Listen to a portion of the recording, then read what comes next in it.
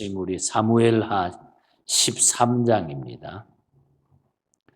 사무엘하 13장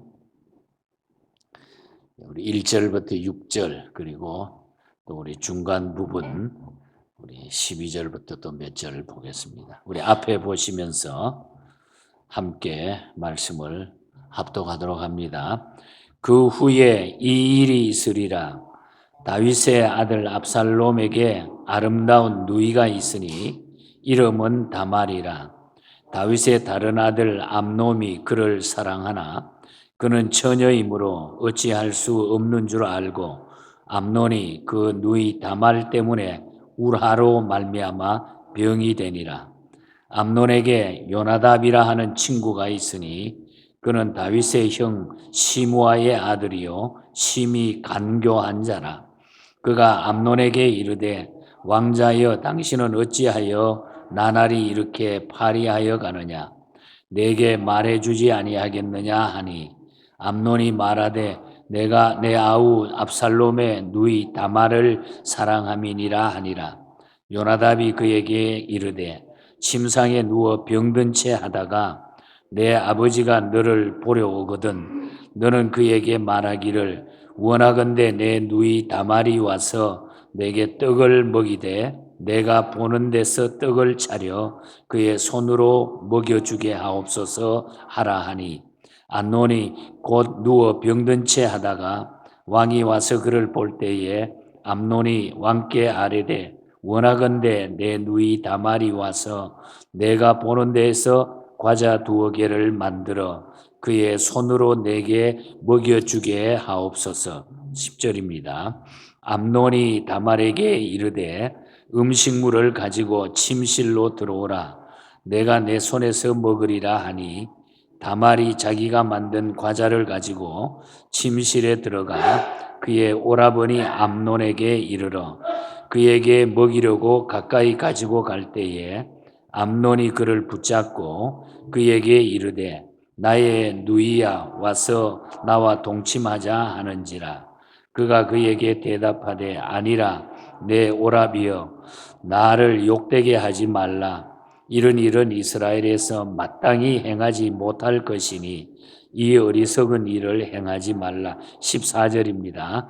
암논이 그 말을 듣지 아니하고 다말보다 힘이 세므로 억지로 그와 동침하니라. 아멘. 오늘 아침도 우리 하나님의 큰 은혜가 함께하는 우리 복된 아침 되기를 축복합니다. 우리 오랜만인데 여러분들 얼굴 한번 보시면서 주님 이름으로 사랑합니다. 축복합니다. 우리 강태강 목사님 우리 한 2달 이상 계시다가 한국에 볼일 보고 오셨는데 더 젊어지신 것 같습니다.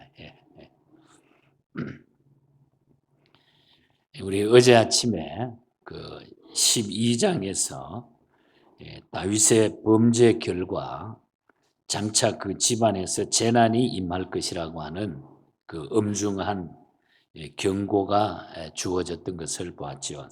그 12장 10절에서 12절에 보면은 이 범죄로 인해서 다윗이 바세바를 취하는 그 범죄로 인해서 그 집안에 재난이 임할 것이라고 경고하고 또 칼이 내 집에 영원히 떠나지 아니하리라. 그런 무서운 말씀을 하셨습니다. 그런데 오늘 이 바로 13장에 넘어와 보면 드디어 그 같은 재난이 다윗 집에 임하는 장면이 쭉 지금부터 이것이 20장까지 쭉 계속해서 다윗의 가문에 그 피바람 나는 참 끔찍한 죄의 결과가 나타나고 있는 것을 보게 됩니다. 이 재난은 다윗의 생애 만렵까지 계속되는 것을 보게 되죠. 이는 실로 참혹한 범죄의 대가였다 하는 것을 보게 되고 정말 하나님 앞에 범죄한 사실과 또 회개하지 않으면 주어지는 여러 가지 비참함과 마음 안타까움이 쭉 말씀을 통해서 우리를 깨우쳐주고 있는 것을 보게 됩니다. 그래서 오늘 아침에는 이 본장에 나오는 내용의 말씀을 우리가 잘 알고 있는데 다시 한번 이 말씀 속에서 우리에게 주시는 그 교훈을 찾고자 합니다. 그 암논의 죄에 대한 것을 다시 한번 살펴봅니다. 다윗의 아들 암논의 죄를 보게 되는데 1절부터 14절 사이에 그 내용이 쭉 상세하게 기록이 되어 있습니다. 사무엘하 3장 2절에 보면은 암논은 다윗이 아히노암이라고 하는 여자를 통해서 낳은 아들입니다. 그리고 사무엘하 3장 3절에 보면은 다말은 다윗이 구술왕 달메의 딸인 마다에게서 얻은 딸입니다. 그러니까 이 암논과 다말은 이복 남매지간이죠. 남매지간이라는 것이죠. 그런데 이 암논이 다말과 연애하였는데 이것은 모세 율법이 금하고 있는 아주 사실입니다. 중요한 사실입니다. 우리가 신명기 22장 23절에서 25절을 보면은 이 모세 율법에서 금하고 있는 이것은 이 법에 따르면은 이런 죄를 범하게 되면은 사형에 해당하는 그런 죄입니다. 죽어야 된다 이 말이죠. 그럼에도 불구하고 이 암논은 자기가 아프다고 거짓말을 하면서 다말로 하여금 병 간호하게 해가지고 과자를 만들어 오게 함으로 자신의 누이 동생을 강간하는 죄를 범하게 됩니다. 참 끔찍한 그런 사건이 이 다윗 가문에 피를 흘리게 되는 이 모습이 나타나죠. 죄의 결과죠. 그래서 1절에 보면은 이러한 죄를 범한 암논을 가리켜 가지고 다윗의 아들 암논이라 이렇게 표현하고 있잖아요. 이 다윗의 아들이라는 점에 초점을 맞추어서 하나님은 우리에게 경고하고 있다는 거죠. 경건한 부모에게서 어떻게 이런 자녀가 있을 수 있는가를 생각하는 그런 말씀이 됩니다. 물론 이런 모든 일이 다윗의 범죄의 결과로 이미 하나님이 그 가문을 이렇게 이 죄로 말미암아 피를 흘리게 될 것이다. 영원이라고 하는 단어를 썼어요. 이 문제가 계속해서 그 가문에 흘러갈 것이다. 아주 끔찍한 그런 일을 하나님은 다윗의 범죄로 말미암아 갚아주는 것을 보게 되죠. 이 말씀이 보여주듯이 누구에게나 은혜는 유전되지 않지만은 부패는 대를 잇는 것을 보게 됩니다. 아버지가 어머니가 은혜스럽고 예수 잘 믿었다고 해서 그 아이들이 다 똑같은 게 아닙니다. 똑같이 될 수가 없다는 거죠. 자녀들은 선한 부모의 신앙을 모방하기보다는 죄를 빠르게 모방하는 특징을 가지고 있어요. 뭐 아이들뿐만 아니라 우리 모든 사람들이 그런 특징을 가지고 있어요. 그렇기 때문에 우리가 여기서 깨달아야 되는 것은 부모가 자녀들에게 나쁜 본을 보이는 경우가 얼마나 치명적이 되는가 하는 것을 알게 된다는 거죠. 이것은 다윗의 죄의 모방의 결과라고 볼 수 있는 겁니다. 그러므로 우리는 여기서 우리의 자녀로 하여금 은혜스러운 삶을 모방할 수 있도록 신앙의 모범을 보이는 것이 참으로 중요하다는 거예요. 그래서 우리는 신앙의 본을 보이면서 살아요. 아이들 앞에서도 그렇고 우리의 후배들에게, 우리의 후손들에게 그 본을 잘 보여야 된다는 거예요. 이 하란의 코리텐붐이라고 하는 분은 참 신앙이 좋았던 분. 우리 CRC 교단도 여기에 영향력을 많이 받았습니다. 코리텐붐이라고 하면은 이분이 쓴 책을 보면 얼마나 은혜스러운지. 저를 선교 다니면서 이분이 늘 선교 지역 다니면서 성경을 보급하고 선교했던 그런 장면들을 이분을 통해서 많이 도전을 받게 됐습니다. 그런데 이분의 아버지는 코리텐붐의 아버지는 아주 진실한 삶을 살았던 분이에요. 전에 오는 간단한 얘기 하나를 들려드리려고 하면은 아버지는 시계를 고쳐주면서 시계빵을 했습니다. 시계를 파는 조그만 가게를 경영했는데 그런데 그 당시에 아마 유럽 쪽에는 그 시계가 유명하기 때문에 그 시계를 하나가 팔면은 거의 몇 개월 동안 생활비를 할 수 있을 만큼 고급 시계를 팔았고 또 그 시계를 팔면서 시계를 고쳐주는 그런 일을 했습니다. 아주 좋은 그런 짭을 가지고 있었어요. 시계를 고치는 사람이 좋은 시계를 가지고 있었는데 시계를 망가져 가지고 이곳저곳 다니면서 고치다가 못 고치게 됩니다. 어떤 분이 좋은 시계를 아주 비싼 시계를. 그래서 결국은 아이고 이거 못 고치는구나 이렇게 포기를 하고 다른 시계를 사기로 해가지고 마침 코리텐붐의 아버지 가게에 와가지고 시계를 사게 됩니다. 그동안 며칠 동안 시계 하나 팔지 못했던 터라 아주 값비싼 시계 하나 팔면은 몇 개월 살 수가 있는 이런 입장이 됐는데 아버지는 시계 사러 온 분에게 그 시계가 망가져가 시계 사게 됐다고 해서 자초지종을 이렇게 들어봤어요. 시계 사러 온 사람에게. 그래서 시계를 그러면 다시 한번 보여달라고 해보니까 자기가 충분히 고칠 수 있다고 이렇게 이야기를 해줍니다. 그러면서 시계 판 돈을 새 시계 판 돈을 도로 돌려주면서 이렇게 많은 돈 주고 살 필요 없고 이거 내가 충분히 고칠 수 있습니다. 그래서 옆에서 코리가 보고 아버지 왜 그랬어요? 왜 그랬어요? 아니 시계 하나 팔면 그동안 못 팔았는데 우리 집이 몇 달 동안 먹고 살 수 있는데 왜 그걸 안 팔고 그걸 고쳐준다고 그랬냐고. 그냥 팔으면 되지. 그때에 아버지가 이런 이야기를 합니다. 돈이 먼저가 아니다. 돈이 먼저가 아니다. 돈을 버는 것이 아니고 하나님을 기쁘시게 하는 삶이 중요하다. 그런 이야기를 코리에게 해줍니다. 돈을 버는 것이 아니고 하나님을 기쁘시게 하는 삶이 정말로 중요한 것이다.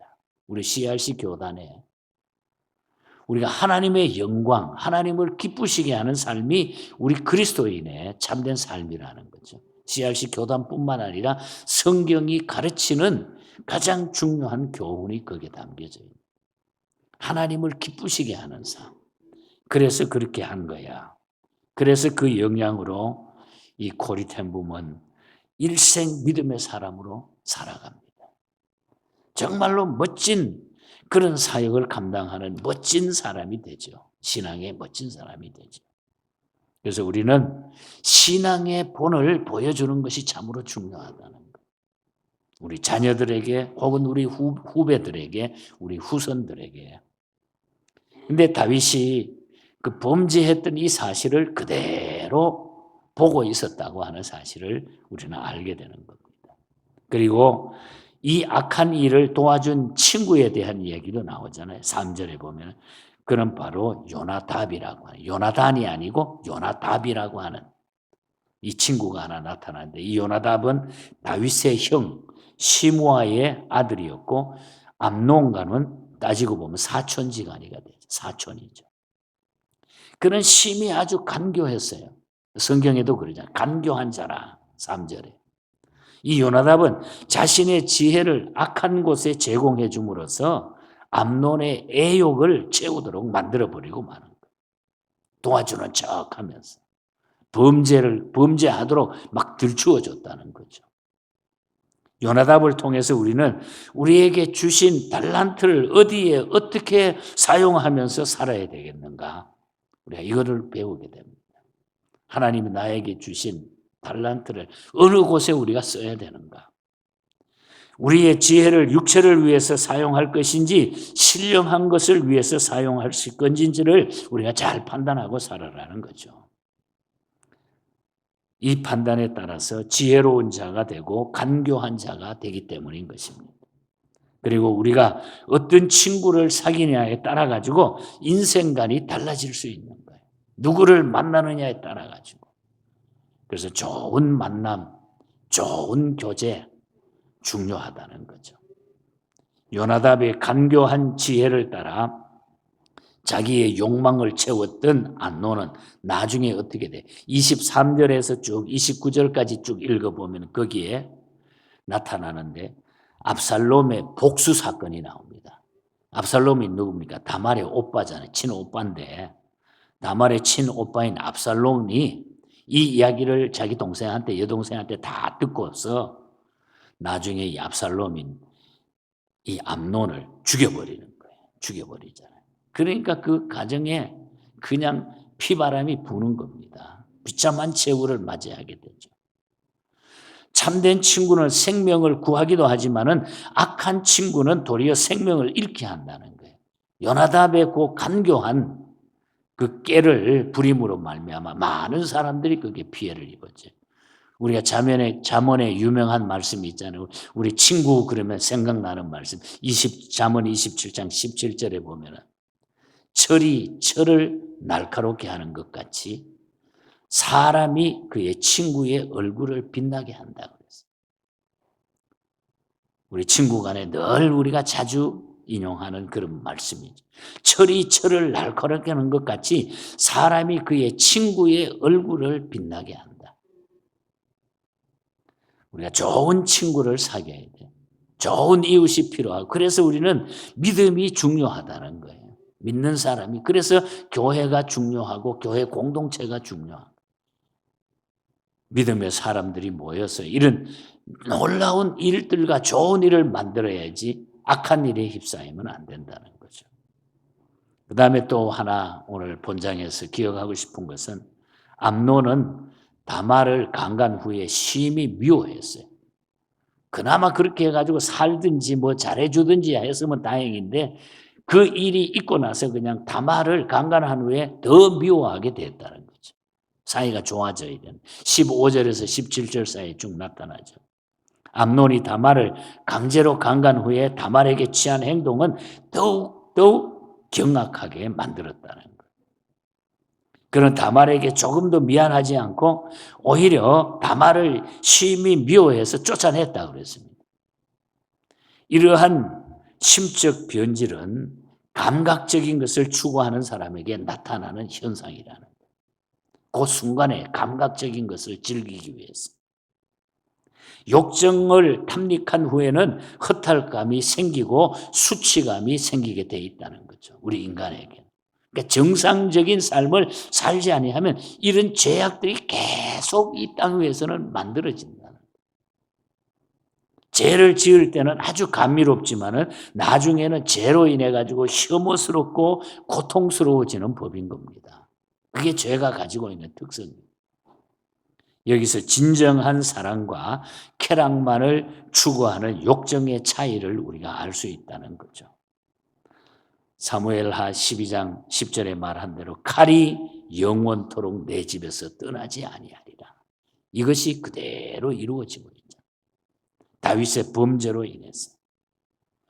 결국은 암논은 다말을 강제로 강간하게 되고 암논은 다말의 친오빠 압살롬에게 살해를 당하게 되고 38절에 보면 그리고 이 압살롬은 그 후에 외조부의 나라인 그술 땅으로 도망해가지고 3년 동안 피해서 도망가서 거기 살다가 나중에 다윗이 그래도 아버지이기 때문에 보고 싶어가지고 다음 장 가면 오게 한 계속적으로 이 다윗 가문에 그러다가 어떻게 됩니까? 이 아들 압살롬이 왕이 되려고 반란을 일으켜가지고 아버지 다윗을 죽이려고 하는. 그리고 압살롬이 그냥 잘 생겼는데 상수리 나무에 그 긴 머리가 걸려가지고 대롱대롱 나중에 죽게 되는 이런 비참함이 다윗 가문에 일어나게 된다는 거죠. 그래서 오늘 아침에 말씀의 결론을 우리 함께 우리 삶에 적용한다고 하면은 우리가 죄는 하나님 앞에 꼭 회개해야 되고 세월 허송하지 말고 하나님의 자녀답게 우리가 빛되게 살자는 거예요. 하나님의 자녀답게. 이미 우리는 그 죄악 속에서 구원받은 하나님의 자녀이기 때문에 우리가 빛되게 아침에 불렀던 358장 세상은 어둡고 하나님은 참된 빛이라고 하는 찬송. 세상은 어둡다고 이야기해요. 작자 미상의 고기입니다. 하나님을 바로 알고 세월 호송하지 말고 귀한 시간 빛되게 살아가는 하나님의 자녀가 꼭 되시기를 바랍니다. 그리고 죄는 우리가 무거워요. 어두움이에요. 다 벗어 던져야 돼요. 크로스비가 예수 믿고 나서 자기가 가지고 있었던, 물론 남을 뭐 죽이거나 남에게 뭐 많이 잘못하고 이런 게 없었지만은 예수 믿지 않고 죄악을 가지고 태어났다고 하는 그 사실에 대해서 회개하고 구원받고 나니까 가장 귀한 것이 주님 앞에 엎드려 그저 죄인된 나를 용서해 주시고 죄인된 내가 새롭게 하나님 앞에 살아가는 것이 최고의 기쁨이고 절대로 나를 잊지 말라고 하는 것. 이 고백을 드리는 이 찬송이 크로스비가 만들어서 이 찬송이 불리기 시작하면서 크로스비라고 하는 인물이 알려지기 시작한 겁니다. Pass me not이라고 하는, 지나가지 마시오 하는 그런 제목의 찬송입니다. 인애하신 구세주여 내 말 들었어. 이 회개 찬송을 부르면서 이 찬송이 막 불려지면서 크로스비가 누군가 세상 사람들이 알게 되고 윌리엄 돈이라고 하는 분이 이 찬송을 작곡하게 됩니다. 아주 거기에 추억이 많아요. 믿음의 추억들이 이 찬송을 만들면서 많은 이야기가 여기에 나타나고 있습니다. 이것은 구원받은 하나님의 자녀에게 주신 축복이에요. 우리가 이 찬송이 우리가 하나님 앞에 꿇어 엎드려서 굴려지지 않고는 내 삶이 변화가 될 수가 없다는 거죠. 주여 주여 내 말 들으사 죄인 오라 하실 때에 날 부르소서. 우리가 자격을 따지면 아무도 쓸 수 없지만은 주님이 나를 그와 같이 다윗보다 더한 악한 나를 구원해 주셨으니까 이제 주님의 사랑을 가지고 살아가자. 패스 me not. 나를 지나가지 마시오. 하나님 꼭 나를 붙잡아 주시고 나를 기억해 주십시오 하는 것. 그래서 우리는 하나님 앞에 이런 죄를 멀리하고 그리고 그리스도인다운 이 어두운, 세상은 어두움으로 표현했어요. 세상은 어둡지만은 우리 하나님은 빛이라 그랬어요. 어두움을 이길 수 있는 것이 빛이라는 거죠. 어두움을 비추는 것이 빛이는 거죠. 세상의 어두움을 이길 수 있는, 깰 수 있는 것. 이 빛된 삶으로 남은 생에 하나님 앞에 정말로 진실된 그리스도인으로 하나님을 기쁘시게 하는 삶. 고리테문의 코리의 아빠처럼 하나님을 기쁘시게 하는 삶이 가장 귀한 삶이야. 오늘 아침에 이 한마디가 저와 여러분의 가슴에 딱 남아있으면 좋겠어요. 하나님을 기쁘시게 하는 삶이 최고야. 오늘 기도할 때에 그걸 기도하시고 남은 생에 그래서 여러분이 행복해지시기를 주님 이름으로 축복합니다. 우리 말씀 기억하면서 함께 기도하십시오.